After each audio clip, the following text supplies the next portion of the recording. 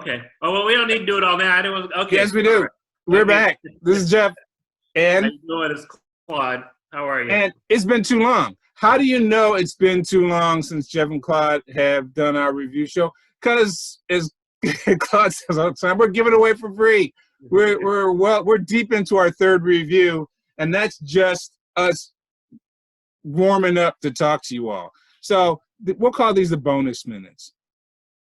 Our hellos start with breaking down color, sci-fi, film noir, and whether the director's cut of Blade Runner was better because they took out the narration, and then Claude took umbrage with me saying that the voiceover was corny because I went a little too far.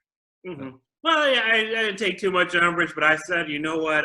There are certain things I'd expect, and it was like I did not take points. But I agree that the not having the additional stuff, the picture, really visuals are strong enough. You really don't need, Correct. narration. So, Correct. But I didn't, but knowing what it was, just. But again, film noir with if someone puts narration in the film noir and it adds a little something to it, okay, I'm down. I'm right. down.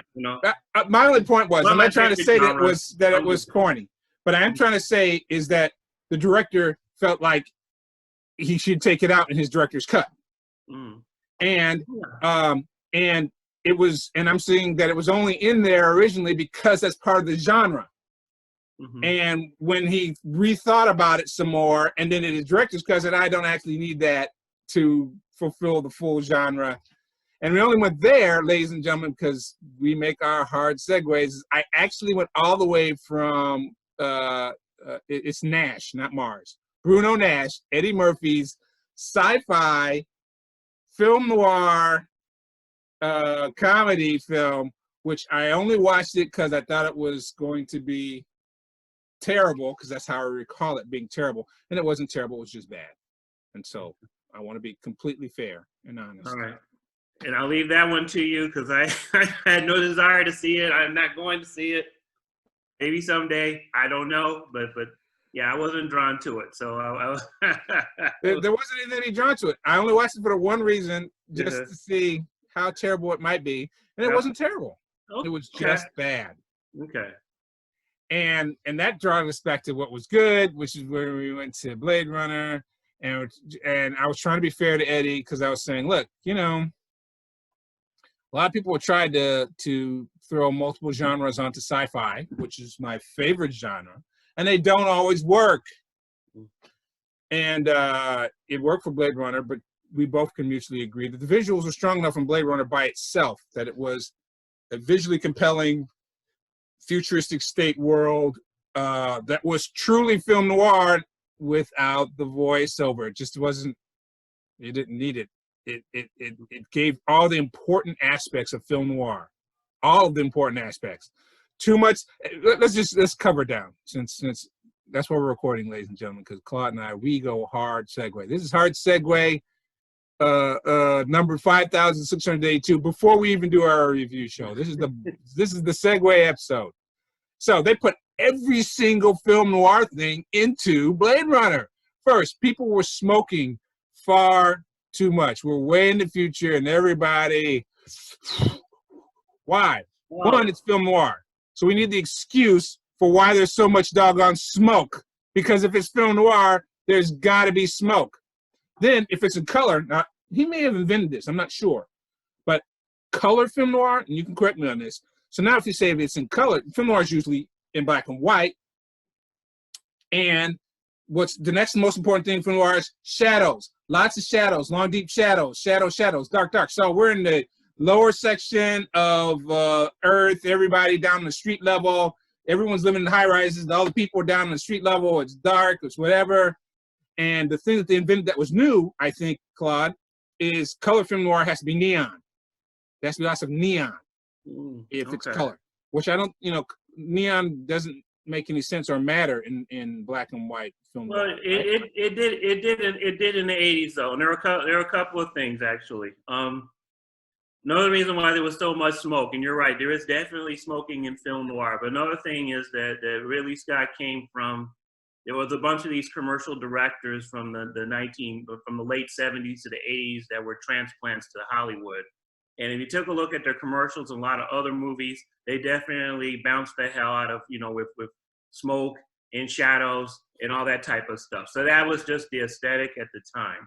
Yeah. And it was a good aesthetic. I mean, he had some, amazing filmmakers, at that time. It just kicked ass. I mean, it was, I guess British television must have been the shit back then, but yeah. So sewer drain pipes, just make up a pipe. Some kind of pipe is going to be blowing out smoke, even though we're in the future, even though the cars are electric. Mm-hmm. Even though the cars are electric and fly, there's still smoke everywhere, and everyone's still smoking cigarettes, ladies and gentlemen. Yeah. It's for the look.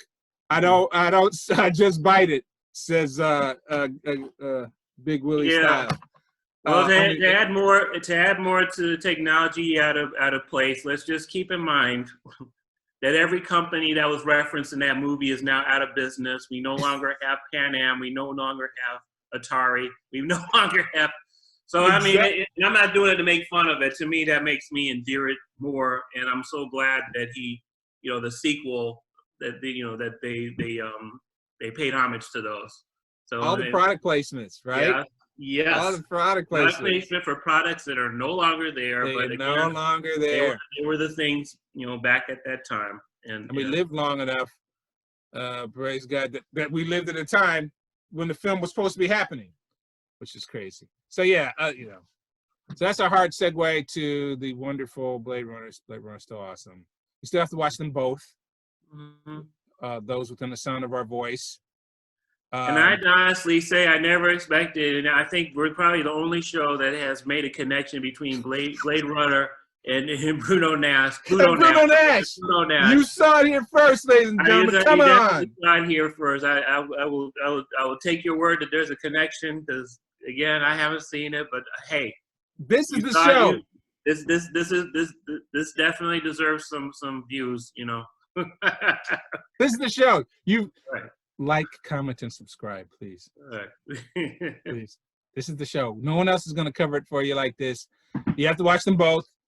I don't know. Do you have to watch the original version? I watch Blade Runner. I ain't recommending the other one. Well, I like. Okay. It wasn't. The other one's visually compelling, especially again in these days. If you got a big, awesome TV, try to get Blade Runner's director's cut in the highest definition you can. It's amazing to look at. The answer to the question was, I was playing a DVD of the director's cut.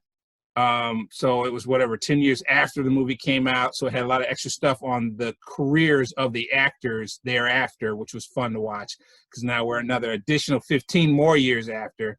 And you're looking back at all these actors and they're saying, yeah, they're so amazing. Look at all that stuff they did since Blade Runner. Isn't this great? And like you said, when you watch it, the rogues gallery of actors in that is amazing. There's a whole lot of amazing cast of characters. It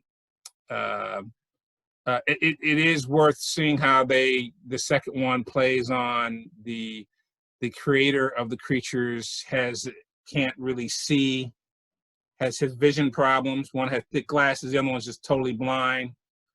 There's some deep message in that, which, okay, I'm not giving you that bonus today. Claude didn't like it, so we're not gonna give them credit for that. I'm just saying that's a coincidence. Okay, wait, I didn't like what? I didn't like. You didn't like the second Blade Runner?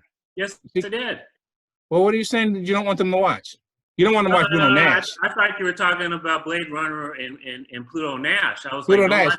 No. That's what I was saying. Yeah, we both like. You like, so you do, of course, like 2045. Of course. Yeah. Of course. Yes, that's what I meant. I didn't say see Pluto Nash. Yeah, no, you said both. I meant Blade Runner. I was confused. and Blade Runner 2045. See them both. See the original Blade Runner first, right?